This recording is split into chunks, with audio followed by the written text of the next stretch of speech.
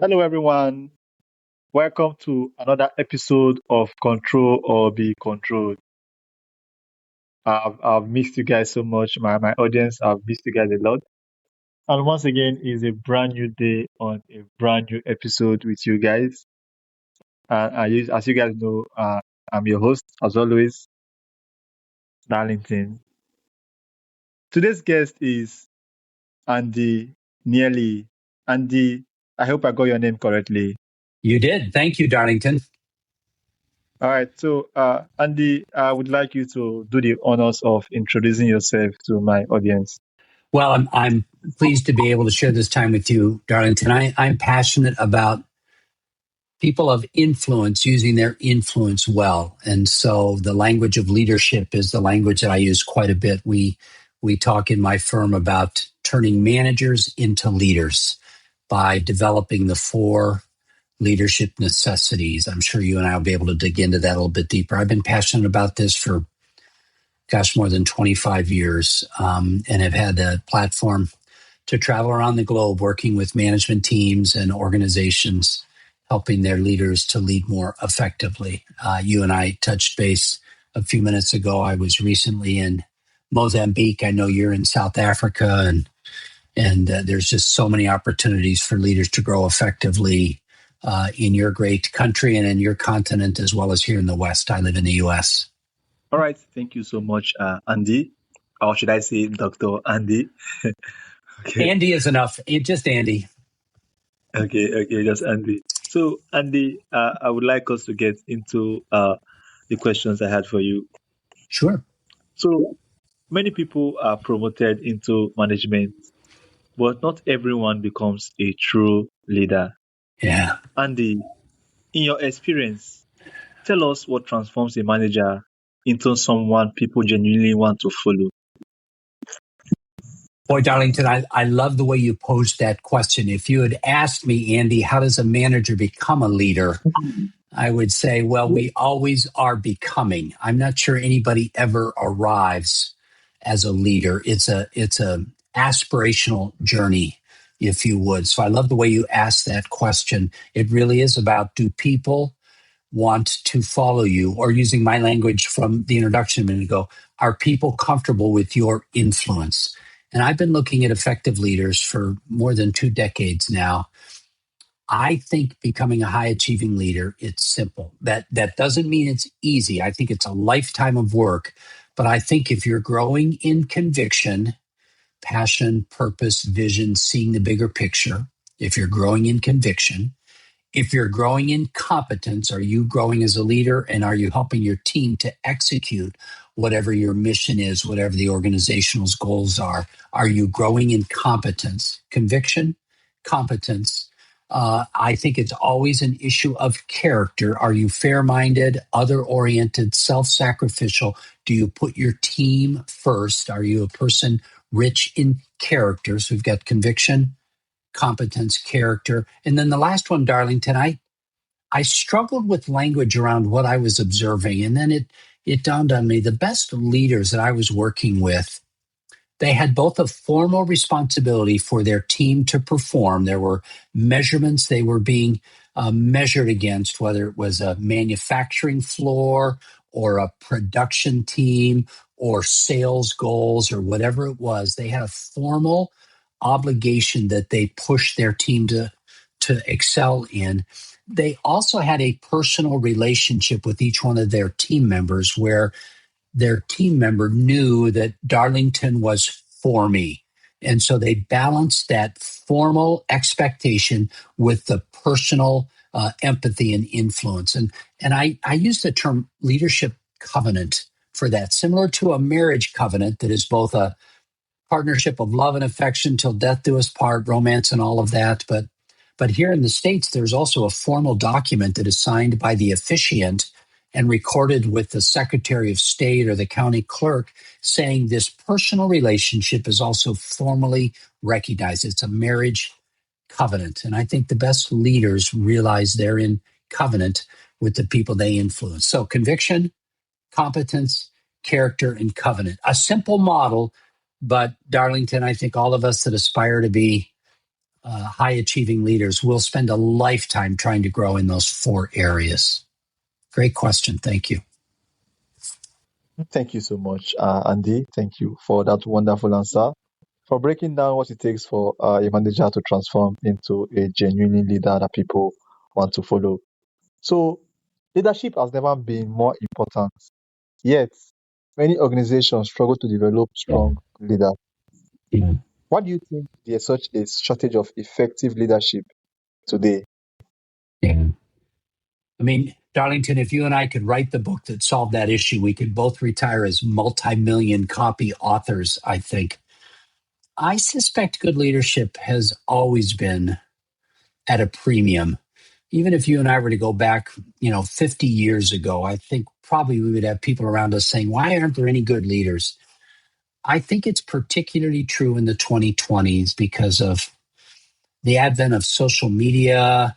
We've got celebrity influencers that are trying to get their 10,000 followers.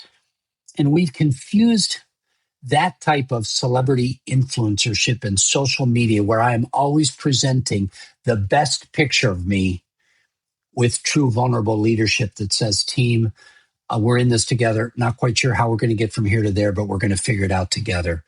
I think the 2020s present a formidable challenge for leaders because we're always supposed to always have our act together all the time, every time we show up. When I think most leaders that are being real honest at times, they think they know what they need to do today, but tomorrow is a little bit unclear. Wow. Thank you so much, Andy. So, company culture is often described as a competitive advantage, right? Yeah. So, tell us, how much influence does leadership really have on shaping Uh, culture? Boy, you're asking some great questions. The truth of the matter is you and I are leaders, as leaders, are not in charge of culture. We set the expectations, we demonstrate the behaviors, but then it's our team that decides the culture. And so, Darlington, a new hire joins the organization, and many of the firms I work with, the new person shows up their first day of work and they get an hour with the ultimate leader, and they sit across the desk from that person, and that person talks about company vision and values, and all of that sounds high and mighty, but that's not where culture starts. You know where culture starts? When that new employee leaves the CEO's office and starts walking down the hallway, and somebody leans out of the cube and says, "Hey, new person, let me tell you what it's really like here." That's where culture starts getting inculcated. That's where it starts getting duplicated. Now, that duplication is based on, did the manager really live out what they said in that initial orientation meeting? But ultimately, you and I as leaders, we don't really get to dictate culture. We create behaviors and set expectations, and then the team around us creates the culture. Great question. Okay, Andy, thank you so much. So, in today's competitive job market, employees have more choice than ever. Yeah, How does strong leadership affect recruitment, employee engagement, and long-term yeah, retention? yeah. It's interesting you asked that because there's actually some research studies that have validated the quality of the interaction between management and employees based on internal surveys. How satisfied are you on the job that you do? How much feedback do you get from your manager? Do you enjoy coming to work? These types of questions that reflect the culture that you asked about a minute ago. When the leader is doing a good job, employee turnover drops. Recruitment becomes easier. Retention is more easily executed on. So people will, you know, they may say they'll leave for another 50 cents an hour here in the US, but people come to jobs and stay because of the boss they work for. And so, is that boss helping with employee retention? If they're creating the right environment, they are. And Darlington, there's a second level to this, because when employees come and stay and are happy with the work they're doing underneath their manager, who's also growing as a leader, not only do employee scores climb, but customer scores climb. Client satisfaction scores grow because there's not a continual turnover in the organization. The employees are there consistently and therefore can deliver better service. Bottom line, Darlington, to answer your question, when a manager works at becoming a high-achieving leader, employee turnover drops, customer satisfaction scores improve. There is a direct correlation. All right. Thank you so much, Dr. You Andy. bet. So, remote and hybrid work have changed the way people lead. What are the Yeah, biggest challenges of leading virtual teams? And how can managers build connection when people aren't in the same room? yeah. Undoubtedly, it's been a real challenge. I think, when COVID hit and shut the world down, it was all brand new to us. We've had to learn to become more agile. So we are all scrambling to get WebEx or Microsoft Teams or Riverside or Zoom, some virtual platform. And if you're going to be a leader, I would say part of the skill set you now need to have that you didn't have 7 years ago was you need to be comfortable in those virtual environments. So you need to have good lighting, you need to know how to use a camera, you need to know how to use your remote microphone, you need to train your team on that, provide them with the tools they need. You're in South Africa. South Africa's got a much stronger build out of infrastructure. Other places that I've done some work, Ghana, internet is just very challenging. Mozambique, where I was at most recently, the internet is very challenging. So leading virtually is hard because you can't have that virtual touch. And that leads to my second point. I think if you're going to lead remote teams in a virtual environment, part of what you need to do is make sure that you are budgeting time and cash flow to go see those people at least on a quarterly basis so that your subsequent virtual meetings can be based on the face-to-face meeting that Darlington just had with Andy. You and I sat together at a coffee shop in Cape Town or in Johannesburg, and we had an hour and a half face-to-face one-on-one meeting. And then 2 weeks later, when we have our virtual meeting, it's built on the meeting that we had at Plato's Coffee Shop in Johannesburg or something to that effect. So you've got to recognize it's harder work. I have to be more purposeful about it, and I need to invest more travel time than perhaps I would have before all of these changes took place. Good question. All right. Thank you so much. So, your book draws leadership lessons from a rescued golden retriever. Yeah. What inspired that unique approach, and what can leaders learn from something so simple? Yeah. Well, it's interesting you asked me that question right now. My wife and I are in the process of rescuing our 16th dog, not all at one time. Over the many years of our marriage, we're rescuing our 16th dog pretty much as we speak right now. She will be in our home in the next couple of weeks. My wife and I typically have 2 dogs. At one time, we find they take good care of each other, and typically they've been golden retrievers. And so, Darlington, as you alluded to, this book that I wrote more than 10 years ago now, the title of it is called The Golden Principles, Life and Leadership Lessons from a Rescued Dog. I wish I could, no, I'm not even going to tell you I was strategic about doing this, and it was part of my leadership voice, and it was going to give me a platform for keynote speeches and workshops. Darlington, it was really simply recognizing when you rescue dogs off the street and you bring them in your home, when you rescue dogs from bad home environments and you bring them to a good home, they come with some issues. Redford, the dog that's on the cover of the book that I wrote, he came from a puppy mill, a breeding farm where the owners were simply trying to use him and other breeding males to breed, to create more golden retriever puppies that here in the States can sell for a couple of $1,000s US every puppy. So they were just using it as a money making. They weren't taking care of Redford to the best of our understanding. Darlington, he lived in a cage most of the time and was only let out for brief periods to breed or to eat or to go to the bathroom.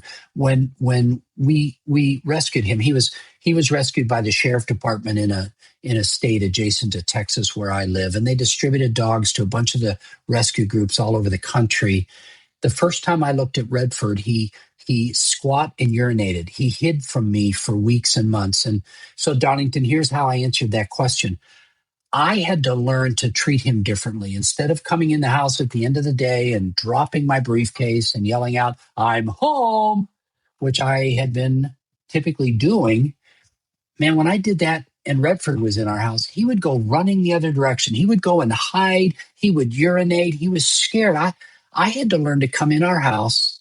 In Darlington, I had to learn to get down on my hands and knees and meet Redford where he was at. And it didn't happen overnight, but slowly over time, Redford began to not be so scared of me, and a little bit more time. And pretty soon he would come to me when I walked in the door quietly and got down on my hands and knees and called his name. So, Darlington, you zoom out.